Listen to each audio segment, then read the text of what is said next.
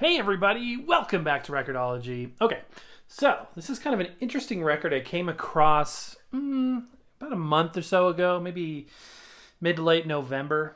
And all of us have heard of Mannheim Steamroller, but we always think of Christmas music when we think of Mannheim Steamroller, at least I do. And this is an interesting Mannheim Steamroller non-Christmas album. This is Saving the Wildlife. And this is super, super cool on American Gramophone, just like their other ones. And we've done videos about Mannheim Steamroller in the past. Let's see, I paid $6.95 for this. And it was on the shelf for a good year by the time I bought it. On the back here, sorry for the annoying reflection there. This is, looks like it's from the PBS television special soundtrack album. And Chip Davis is at the heart of all things American Gramophone, all things Mannheim Steamroller. It was his baby, or is his baby. And it's interesting, when he was trying to sell the concept, no record label would give him the time of day. So he's like, you know what, I'm going to start my own. And it's like out of Nebraska. Very interesting. So yeah, this is about, saving endangered wildlife. Let's see. This say also available on Dolby cassette tape, so that pretty much dates it. So that'd be pretty interesting. I mean, their music is truly, truly amazing. I would love to see them live. Gatefold record alert. Check this out. How beautiful this artwork is. And I have not listened to this, so we're going to experience it together. I love Gatefold records, even if there's only one actual record. Still totally glossy. In fact, a little too glossy. Reflecting the light there, but, compared to how yellow and, dark this room normally is, this is a welcome problem, right? Champagne problems, as Meghan Trainor would say. So yeah, let's check it out. I love American Gramophone records. I think that's the coolest name for a record label. Let's take a look at it. So here it is. Saving the Wildlife, Mannheim Steamroller. So yeah, 1986. Manufactured by American Gramophone Records. This is really, really cool. Produced by Chip Davis. Super awesome. Side 1. Okay, so we'll listen on the LP3. Love my LP3. You know what? I want to cycle through, and use different turntables. In fact, this one I'm probably going to change it out. Probably to the LP7 again, because I'm missing that. Although I do like my Electro Home here on the right. But I cannot bring myself to take the LP3 out of here. Because I love having an automatic... I always do that. I fling it towards the middle, and then it starts the reject cycle. And you kind of have to let it finish its thing when that happens. But anyway, I was going to say is I just love this turntable so much. All right, this record does have a warp in it, unfortunately. Hopefully it'll be small enough that it won't really impact things. What we could do is put a weight on there. It's not really going to help an outside warp that much, but dang, I almost threw that on the floor too. I got butterfingers tonight. I don't even know why. Now let's see if I can find my record weight. There it is. Might as well use it if you have it, right? I love this thing. I know it's not going to damage anything. It's not going to be too hard on the turntable. It just looks freaking cool. And it might help with the warpage just a little bit. Although when it does help a little bit. When the warp's on the outside edge, it doesn't make that big of a difference. Okay, we're just going to fly through and play some of these songs. Okay, wait. Hold on, buddy. Let's slow that down a little bit. These are the kind of mistakes I make. A lot. Let's try that again.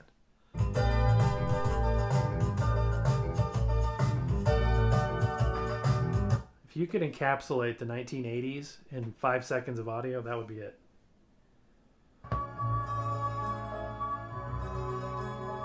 And I honestly don't know how much non-Christmas music Mannheim Steamroller did.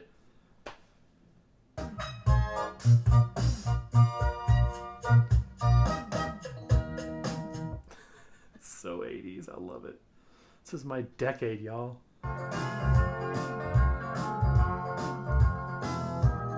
sounds so incredibly different. This is not what I expected. I expected like big orchestrations, you know, just like typical Mannheim Steamroller Christmas music. It's really not.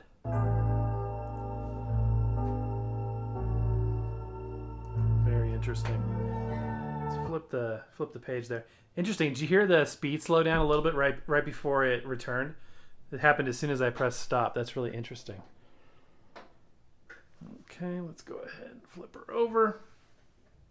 Beautiful pressing. It's about 135 gram pressing. It's by no means an audiophile pressing, but it does the trick. Let's go ahead and dust this side, although it's pretty clean. Take the carbon fiber brush to it, run a little of that static off. Odd. Okay, what the heck? This is so weird. This is really bizarre stuff.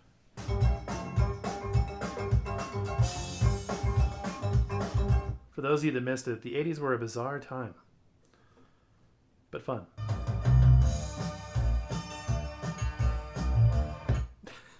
Awesome. Oh, I forgot to put the weight back on. Oh well.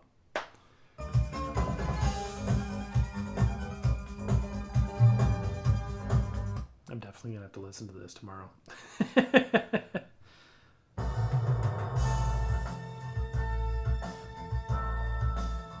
That's another thing too, is the LP3, the sound quality of this mixed with the Persona speakers that I'm running them through, it just sounds so good. It's so rich.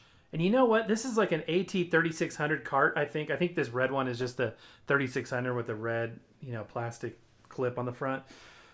It's great. I don't feel the need. In fact, Fardermark and I were talking yesterday about cartridges and, you know, the higher end Shure ones and, you know, the higher end Audio-Technica ones and Ortofon and all this stuff. I just personally am totally happy as pie with the entry level 3600. And I've heard higher end. We've reviewed a lot of them on this channel from everybody. Except for Shure. I have not demoed, I have not tested a Shure cartridge before. I worked extensively with their microphones and television, but not their cartridges. But yeah, I'm totally happy with this cart. It sounds great. In fact, having demoed and listened to fairly extensively, you know, Audio-Technica, Grado, and Ortofon, here's my generalization based on my experience. Tell me what you think. I feel that Audio-Technicas are neutral. To me, they're the most neutral sounding cartridge. And I've got several classes of Audio-Technica, from the 3600 up to maybe $150. So not even a super high one. You know what I mean? Just kind of like a meh, middle of the road one. I feel like they're neutral and accurate. The Grados are warm. They have a warmth to them. Even the Grado Black and certainly the Grado Gold Prestige 2. They're warm. Now, some people say, well, that warmth is distortion, which that's topic for another day, because I ascertain that the warmth of vinyl is also distortion. But regardless, I feel like Grados are warm. And to me, Ortofons are kind of bright and cold. Isn't that interesting? Yeah, it's really interesting. So Grado is warm, Audio-Technica neutral, and Ortofon cold and sharp and very accurate, which people prefer different sounds. So that's, you know, I'm not saying one's better than the other. It's totally what you want and what you perceive.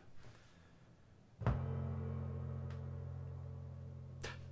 the last note there. And with that, I'm done. Just kidding. We got one more song here. And that's just my opinion. I mean, I would love to hear your opinion.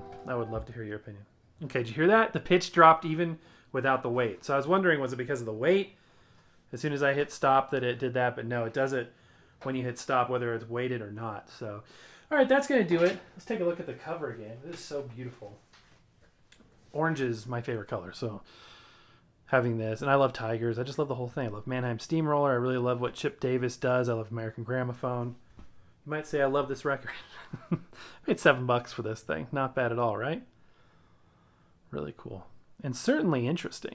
You guys know I'm always on the lookout for us to find interesting and unique records, and I thought that this was pretty unique. Not something that, at least not something I'd see every day. Maybe I remember seeing this special. I don't. On PBS.